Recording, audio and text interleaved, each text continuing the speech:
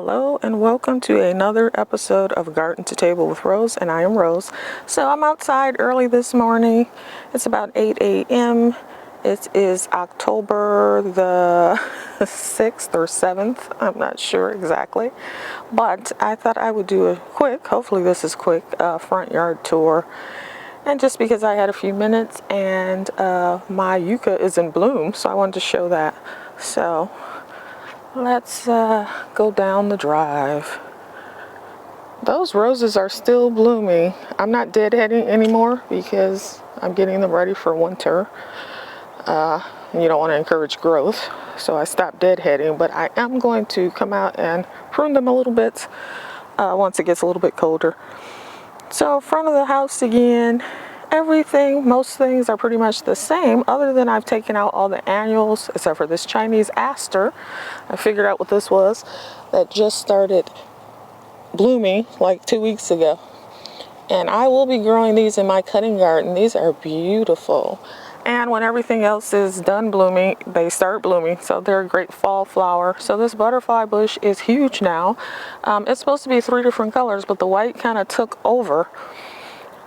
I saw a little purple in there somewhere down at the bottom, but the white has taken over. I didn't really get much purple. It was supposed to be like a light purple and a dark purple. The hydrangea in there is doing well. Now that all the annuals are out and the perennials are here, they have space to spread out come next year, hopefully. This is a hydrangea here. This little strip that I just did is doing well. Oh, my bulbs are coming. My tulip bulbs are coming today, I believe. They're supposed to be delivered. So this weekend, I will be digging up this strip, which is about 2 feet in, and then I will plant my 500 bulbs for the spring. So that should be nice. And I got a mix from Color Blends. I think it's the Beaujolais or something like that mix, but it's like purples and pinks. Purples, pinks, and yellows, I think. So anyway, the rose bushes some of them are have super tall spikes and are almost as tall as me, but I'm going to even them out when I come out and prune. But like I said, I'm not deadheading anymore because I'm ready for them to go into dormancy. But they're so tall. I mean, I can't believe this. These were all planted this year, like March or whenever the ground was workable. And from bare root sticks, all of these, they've grown into these massive little shrubs. And massive and little, that's an oxymoron. They've grown into these shrubs in just a few months. So the hydrangeas in between are all doing well. Over here, I've cleared out again all the annuals, so all you see are perennials. Oh, look at that rosemary. The rosemary is amazing.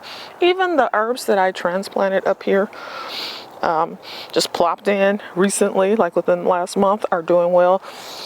This one right here is a variegated sage. This rosemary, oh my gosh, it is absolutely beautiful. Those are chives, and they flowered. Now they're got little pods left. Chives make a nice decorative accent, and they keep bugs away because they don't like the smell of onions in general. Bugs and rodents and stuff like that. So they're helpful. Let's see what else I got going on here. The little mini roses, rose shrubs that I just planted. Those are white. They're okay. Haven't died.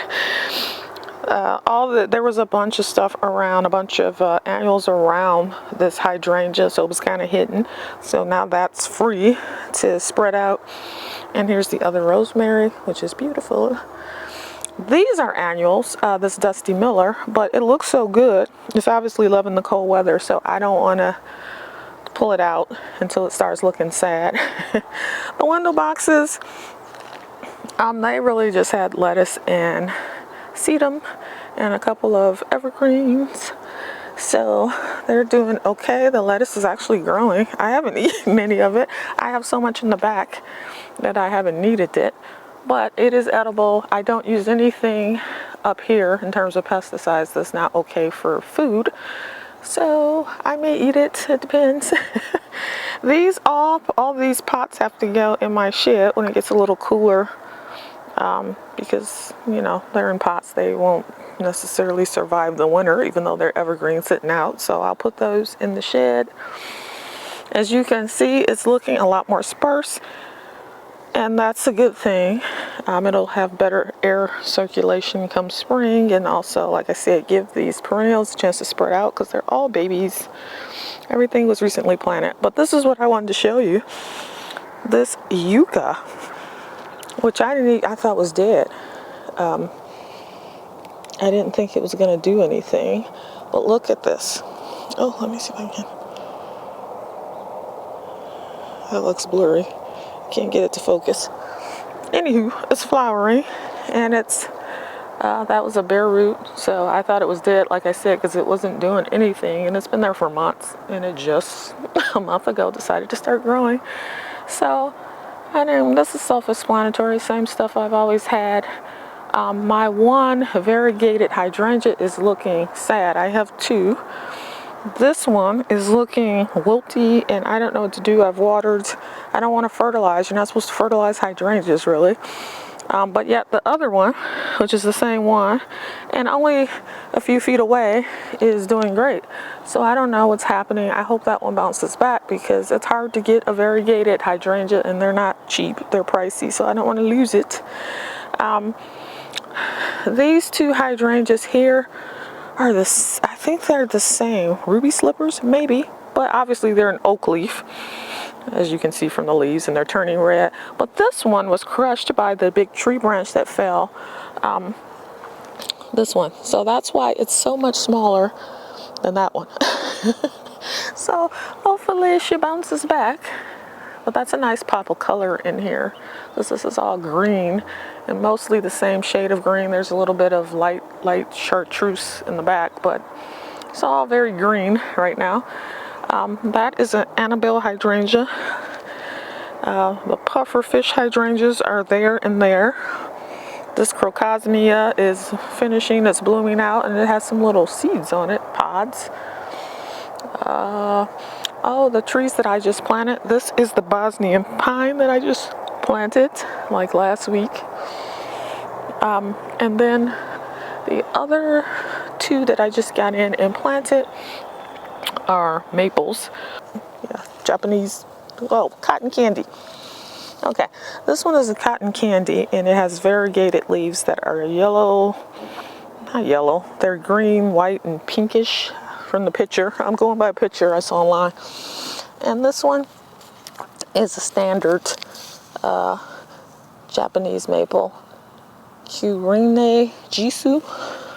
I probably pronounced that wrong. But anyway, hopefully they take, because they were expensive. Japanese maples, yeah, they're not cheap. My poor little 9-bark summer wine, hopefully that one takes off. I just planted that not too long ago.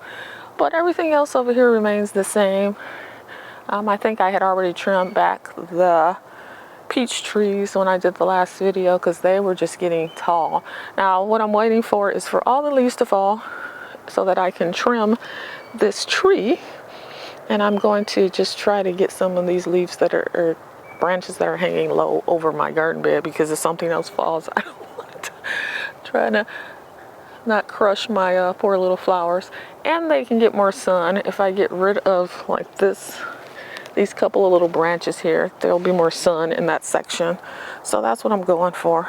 But as I said, this one will be quick because nothing else has changed. Oh, these trees. These are the apricot and nectocot. Oh, they're beautiful. The stems are red. You can see that, but they're like a bright red. Almost reminds me of the dogwood tree. Very pretty. But everything else seems to be doing good. This is done flowering, the clematis, and so I assume it will die back, and then I'll have to cut it and remove all of this, and it'll start over again. These two oak leaf hydrangeas in the front are doing good.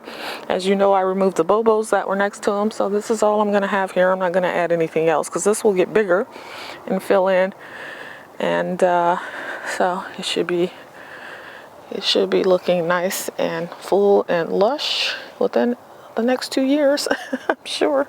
So that is it for my mini front garden tour. This is my final front garden tour, actually, because the season is coming to an end. So I may do some more videos,